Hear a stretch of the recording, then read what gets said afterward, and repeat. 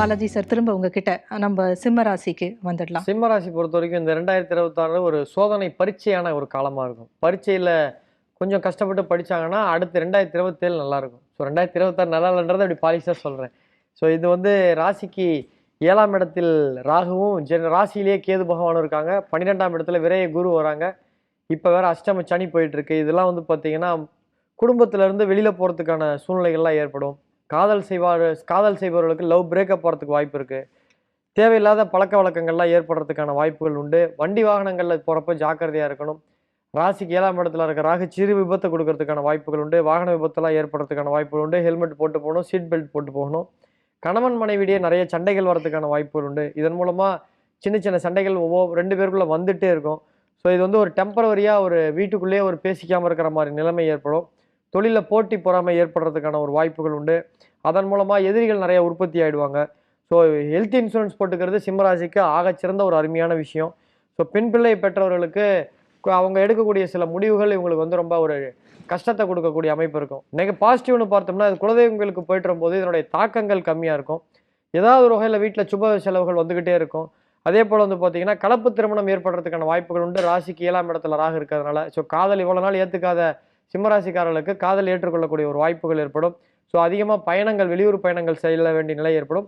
புதிய நண்பர்கள் மூலமாக தனவரவுகள் வருவதற்கான வாய்ப்புகள் உண்டு. Thank you Balaji sir.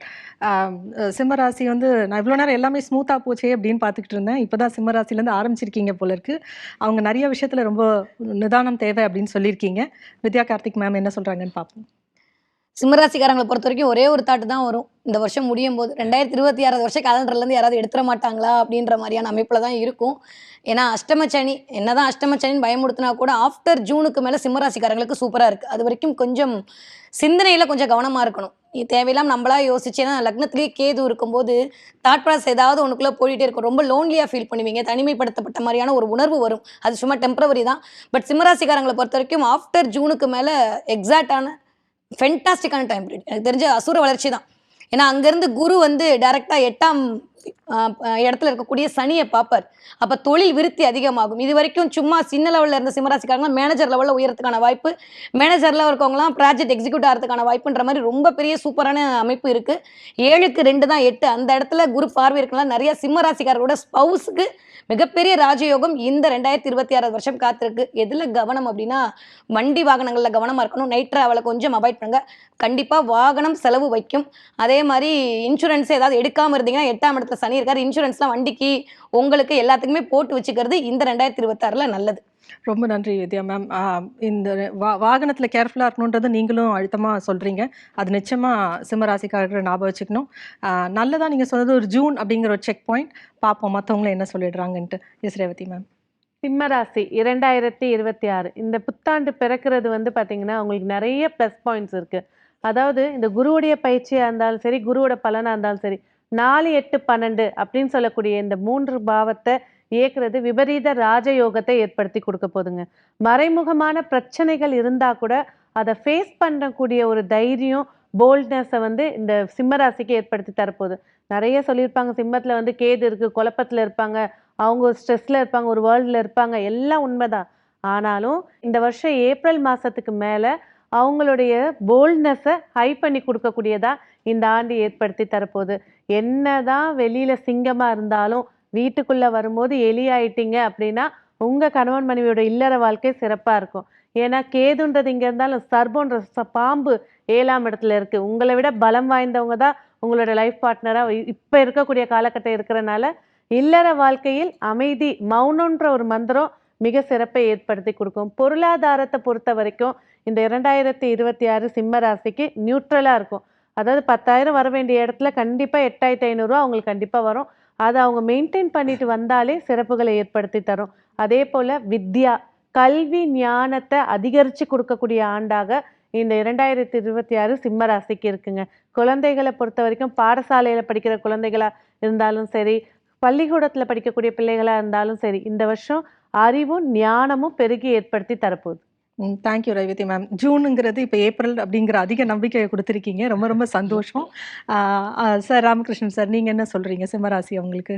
இல்லை, சிம்மராசியை பொறுத்தவரை நம்ம அந்த ராகு கேது வந்து ரொம்ப ஒரு பெரிய ஃபேக்டாக எடுத்துக்கணும். எப்போதுமே ராகு அல்லது கேதுவோ நம்ம ராசியில் சஞ்சாரம் பண்ணினா அது விஷகாலம் அப்படின்னு பெரியவா நமக்கு பிரமாணத்தில் சொல்லப்பட்டிருக்கு. விஷகாலம் தான். அப்போ நம்ம எதை பண்ணினாலுமே கொஞ்சம் கவனமாக பார்த்து பண்ணணும். ஒரு சின்ன விஷயம் பண்ணுறதா இருந்தால் கூட டிஸ்கஸ் பண்ணிவிட்டு, ஒரு வெல் விஷஸ்டையோ ஃபேமிலிட்டையோ டிஸ்கஸ் பண்ணிவிட்டு பண்ணுறது நமக்கு ரொம்ப ரொம்ப நல்லது. சுய ஒழுக்கம், சுய கட்டுப்பாடு ரொம்ப ரொம்ப முக்கியம். ஆக்சுவலாக சிம்மராசிக்காரங்க செய்ய வேண்டிய ஒரு கஷ்டமான பரிகாரம் இருக்குது. ஹஸ்பண்ட்னா ஒய்ஃப் பேச்சை கேட்கணும், ஒய்ஃப்னா ஹஸ்பண்ட் பேச்சை கேட்கணும். ஆனால் அந்த பரிகாரத்தை அவங்க செய்ய முடியாது. ஸோ ப்ராக்டிக்கலாக டிஃபிகல்ட்டிஸ் இருக்குது. கடுமையான பணிச்சுமை இருக்கும். ஒரே நேரத்தில் பலவிதமான வேலைகள் செய்ய வேண்டிய சூழல்கள் உண்டாகலாம். இந்த டாக்குமெண்ட்டு சைன் பண்ணும்போது அதிலெல்லாம் ரொம்ப கவனமாக இருக்க வேண்டிய விஷயங்கள். ஆனால் சுபவிரய செலவுகளும் ஏற்படும். கடன் வாங்குவாங்க, ஆனால் அது நல்ல விஷயத்துக்காக இருக்கும். மெயினாக ஹெல்த் ஆஸ்பெக்ட்லேயும் சுய ஒழுக்கம், சுய கட்டுப்பாட்லேயும் ரொம்ப ரொம்ப கவனமாக இருக்கணும். Okay, thank you Ramakrishnan sir. Self control பற்றி நிறைய பேசியிருக்கீங்க.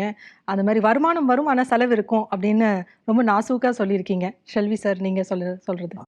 சிம்மராசிக்காரர்களுக்கு இந்த அஷ்டமத்தில் சனி இருக்கிறதுனால ஒரு பயம்ன்றது. அஷ்டமத்தில் சனி இருக்கக்கூடிய இந்த காலகட்டத்தில் தான் என்னை பொறுத்த வரைக்கும் 26ஆம் ஆண்டு 27ஆம் ஆண்டு அதிகமான ஷாப்பிங் 12 ராசியில் பண்ணக்கூடிய ராசியில் சிம்மம் வரும். எழுதி வச்சுக்கோங்க டேட்டு போட்டு. அப்போ இவ்வளோ வரும்னா ஷாப்பிங் அதிகமாக பண்ணுவீங்கன்னா அப்போ வருமானம் அந்த அளவுக்கு வந்துடும். எதில் கவனமாக இருக்கணும்? படபடப்பு, பால்பிட்டேஷன், ஹார்மோன் குறைபாடுகள், கோபம், டிப்ரெஷன், எதையா நினச்சிக்கிட்டு நீங்களே அழுவ வேண்டியது. ஆம்பளையாக இருந்தாலும் அதுதான், பொம்பளையாக இருந்தாலும் அதுதான். ஒரே ஒரு கோபம், என்னால் அது முடியலையே இது முடியலன்னு. கூலாக இருந்தால் சிம்மத்துக்கு மிகப்பெரிய பலம் கிடைக்கக்கூடிய அமைப்பு. ஆச்சரியத்தக்க முன்னேற்றம் ஏற்படும். புத்திர சந்தானத்தில் அனுகூலங்கள் காணப்படும். இப்போதைக்கு ஜூலை வரைக்குமே குரு பலம் இருப்பதனால் துணை அல்லது துணைவியார் விஷயத்தில் அனுகூலம் நிச்சயமாக ஏற்படும். ஃபேமிலி ட்ரிப்பு அதிகமாக ஜூலைக்குள்ளே போகக்கூடிய ராசியில் சிம்மம் வரும். இந்த பால்பிட்டேஷன் வர்றதுக்கு மெயின் காரணம் தூக்கமின்மை. ஃபோனை நோண்டிக்கினே இருந்தால் தூக்கம் வராது. எப்படி வரும்? அதை மட்டும் நீங்கள் தான் பார்த்துக்கணும்.